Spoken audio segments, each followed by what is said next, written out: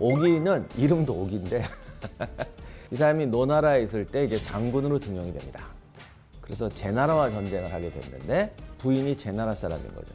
자기 부인을 죽여버립니다. 그야말로 출세에 눈이 먼 비정한 사나이. 이 비정한 이미지를 만든 가장 주범이 바로 사마천의 사기입니다. 사마천은 왜 오기를 이렇게 설명했을까?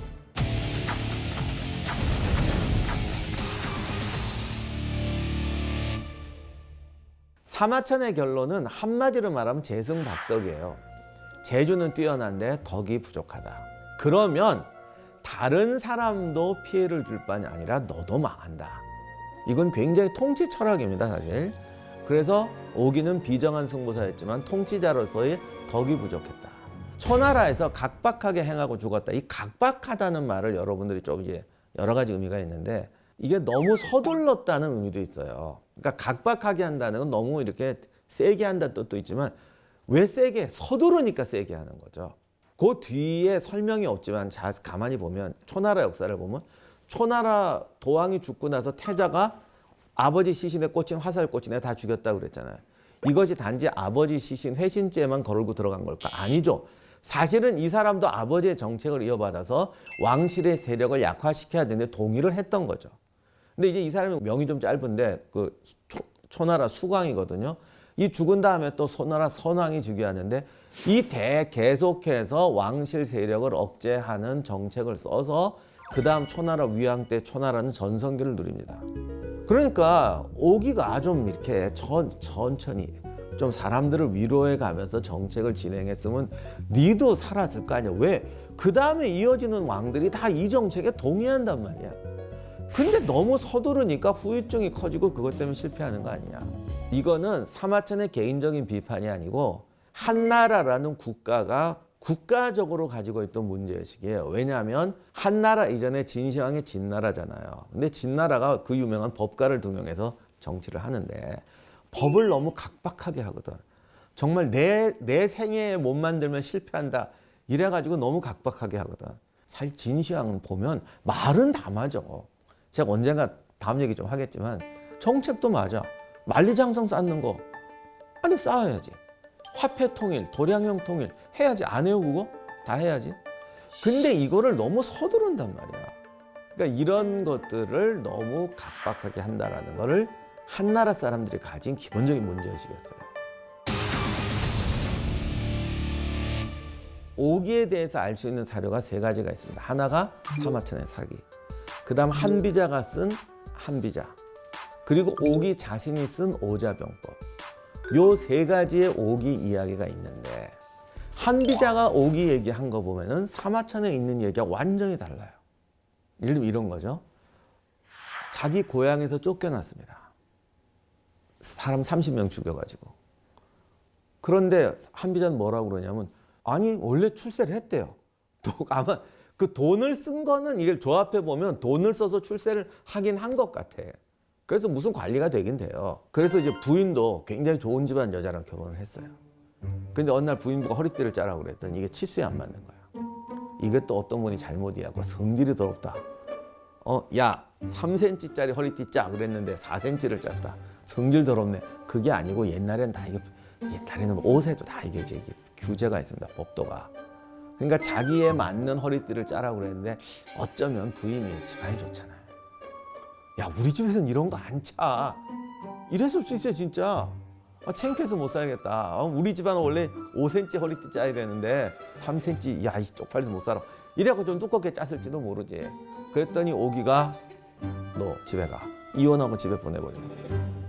그랬더니 그 부인의 동생이 어느 날 출세를 해요. 그리고 왕한테 호소해가지고 저놈이 우리 누나를 쫓아냈어요. 이래가지고 쫓겨났다는 거예요.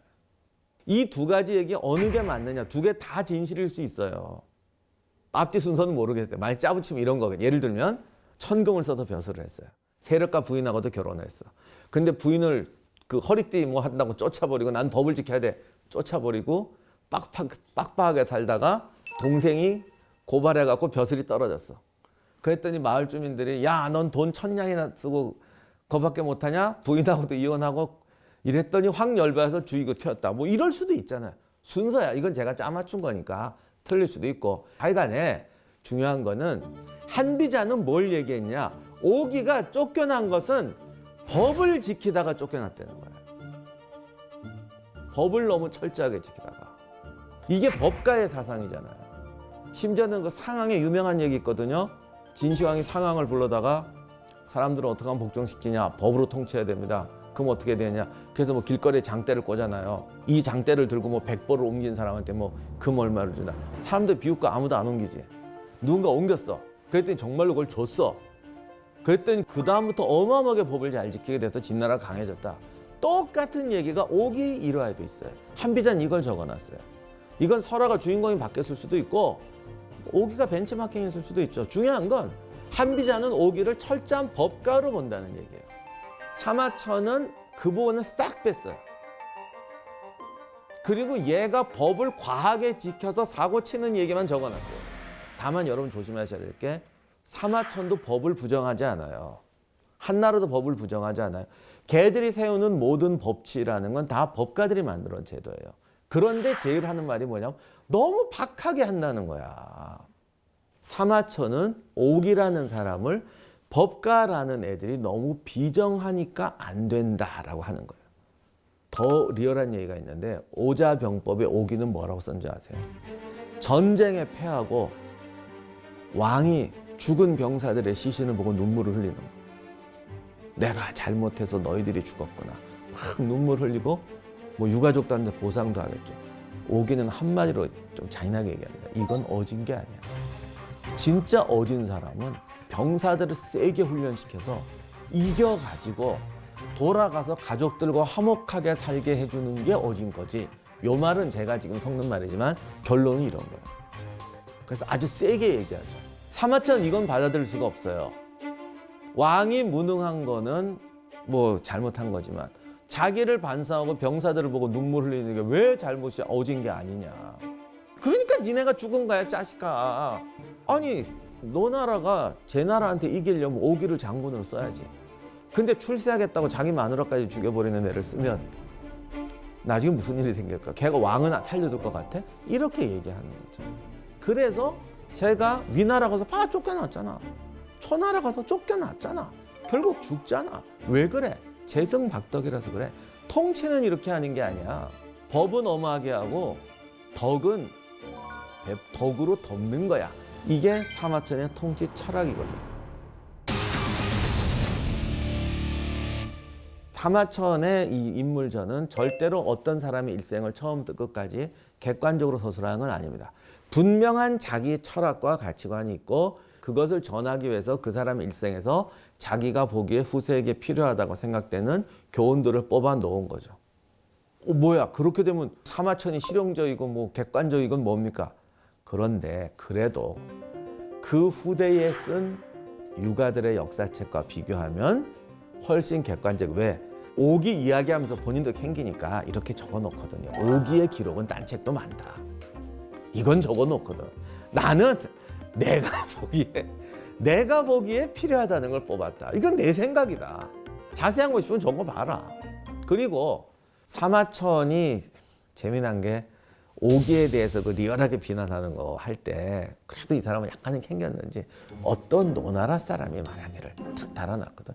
요 한 줄을 무심코 넘어가는데 노나라 사람이 말하기라는 건 가장 유가적인 입장에서 오기 같은 애라면 몸서리를 치는 애들이 쓴 거다라는 걸 이미 암시를 한 거야. 나는 이거 지금 올려주는 거야. 그리고 후대 사람들은 예를 들면 오기가 그러면 성공한 얘기를 넣으면 안 되잖아. 다 안 좋은 얘기만 넣어요. 근데 사마천은 성공한 것도 넣긴 넣어요. 진나라를 막았다. 이런 것도 있었다. 잘못하면 자기에게 반박이 들어올 것 같지만 그래도 저거는 준다고. 다만 조금은 좀 이렇게 다르긴 한데 예를 들면 진나라의 5개 성읍을 점령하고 진나라를 막았다. 사마천이 이렇게 썼고 오자병법은 이렇게 썼어요. 오기가 위나라의 군제 개혁을 해서 위나라가 76번이나 큰 전투를 해서 64번을 이기고 나머지는 무승부를 했다. 무패에 정말 엄청난 걸 했는데 이건 오직 오기의 공이다. 이렇게 하죠. 그러니까 사마천은 남들이 봐서 너 정말 치사하다. 너 이거 얘기하느라고 이렇게 싹 자르냐? 이런 건 안 한다는 거지. 이게 다 걸어는 나. 다만 알 사람은 알아라. 그래서 사람들이 오해를 하고 저 사람 100% 유관해? 네가 멍청한 거야. 이렇게 넘어가는 거죠. 난 할 거 다 해놨어. 소송에 나가면 절대 안 지죠. 이제 그런 식의 이게 사마천의 전개입니다. 그래서 제가 처음 시작할 때 사마천이 실용적이고 객관적이라고 말씀드렸는데 이 사마천의 실용과 객관이랑은 이런 의미가 있다는 걸 가장 잘 보여주는 것이 오기의 이야기입니다. 그래서 사마천은 결국 비정한 사나이 오기였고 한비자는 법가 오기였어요. 한비자가 말하는 건 이 정도로 비정해야 부국강병이 된다예요. 사마천은 그렇게 비정하니까 안 되잖아요. 판단은 역사의 몫이고 우리들의 몫이고 여러분의 몫입니다. 다음 시간에는 이렇게 말을 하다 보니까 그러면 여러분이 궁금해질 게 한비자가 궁금해질 것 같아서 다음 시간에는 사마천이 본 한비자 다음 시간에 살펴보도록 하겠습니다. 감사합니다. 오자병법이 원체 유명하잖아요. 그거를 나중에 한번 설명을 이렇게 한번 쭉 해주실 수 있어요? 내가 이거 할 때 오자병법 설명해 주시면 어떨까요? 나올 줄 알았는데 제가 쓴 책이 있습니다. 그냥 보십시오. 책 제목이 오자병법. 수고하셨습니다.